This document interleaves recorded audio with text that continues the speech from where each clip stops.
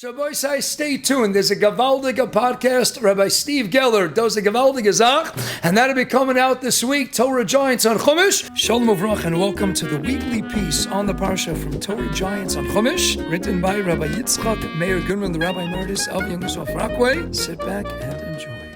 Welcome to Torah Giants on Chumash. I'm Steve Geller. We've mentioned in previous shiurim that commentators famously ask why Bereshis was the first book of the Torah when it only has 3 mitzvahs.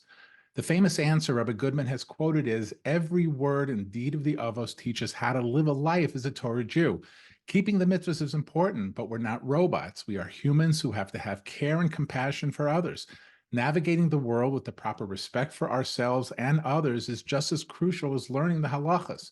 And this week offers one of hundreds of such examples. This week in our parsha, the Shvatim are in crisis. The Viceroy's own goblet was found in Binyamin's sack, and panic sets in when the brothers realize that, among many possible terrible outcomes, this will jeopardize Binyamin's return to Yaakov as promised. Yehudah replied, "What can we say to my Lord? How can we plead? How can we prove our innocence? Hashem has uncovered the crime of your servants. So here we are, all of us, slaves to my Lord. The rest of us just as he whose possession the goblet was found." Yosef responded, "Far be it from me to act this way. Only the one whose possession it was found shall be my slave." As we'll see in next week's parsha, Yehudah replied, "And now let me, your servant, be a slave to my master instead of the boy, that the boy may go back with his brothers." Why did Yehudah initially volunteer all the brothers for slavery, and then afterwards only himself? The Or HaChaim HaKodesh gives a beautiful answer. The brothers all thought that their troubles with this, quote, Egyptian, was Hashem punishing them for selling Yosef, because when the Beis Din Shel Mala, the heavenly court, sits in judgment, no guilty party is immune. Yehudah believes this is all coming from Hashem. Therefore, since Binyamin apparently has stolen the cup, and the other brothers had conspired against Yosef, they will all deserve punishment as slaves. But once Yosef insists that he is not Hashem's representative and he will only punish the thief in question,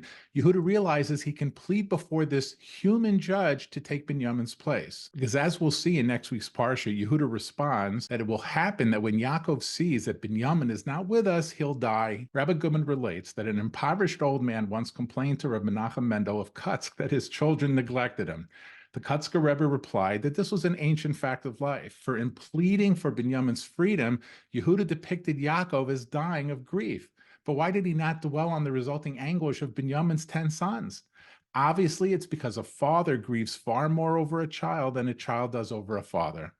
The Ostrovsker Rebbe explains why. Our traits are inherited from the earliest generations. Since Adam had children but no human father or mother, he developed compassion for his children but not for a parent. Therefore, to this day, we love our offspring more than our parents. The Beis HaLevi offers yet another incredible approach. According to the Bereshis Rabbah, when the goblet was found in Binyamin's sack, the brothers called him thief, son of a thief, for his mother Rachel had also stolen her father's idols. Binyamin responds, "The man, Yosef, is here, goats are here, and brothers who sold their brother are here." For Binyamin presumes that they have framed him in order to eliminate him. Goats are here means either that they are making him into a scapegoat, or he now understands that they must have sold Yosef and dipped his famous coat of many colors in goat's blood. Because he suspected the brothers were trying to sell him out about the Becher, he now realizes that his siblings are brothers who sold their brother. At this point, the brothers themselves have their doubts. Since they know they didn't plant the cup in Binyamin's sack, yet he so strongly protests his innocence, they suspect they've been framed by the Egyptians. Yehudah then decides to sacrifice his freedom for Binyamin's, for not only had Yehudah guaranteed the boy's return to Yaakov, but he was the one who originally suggested selling Yosef. Therefore, he tells the viceroy, "We will be slaves, both we as well as the one in whom the cup was found." But by not naming Binyamin, he's actually suggesting that Binyamin was the least suspect in the matter, since a smart thief would have surely hidden the cup in somebody else's sack. Having established reasonable doubt in Yosef's mind, Yehudah proceeds to plead that he be allowed to take Binyamin's place. Just a wonderful inside look at what was happening behind the scenes while it all played out in the passukim of our parsha.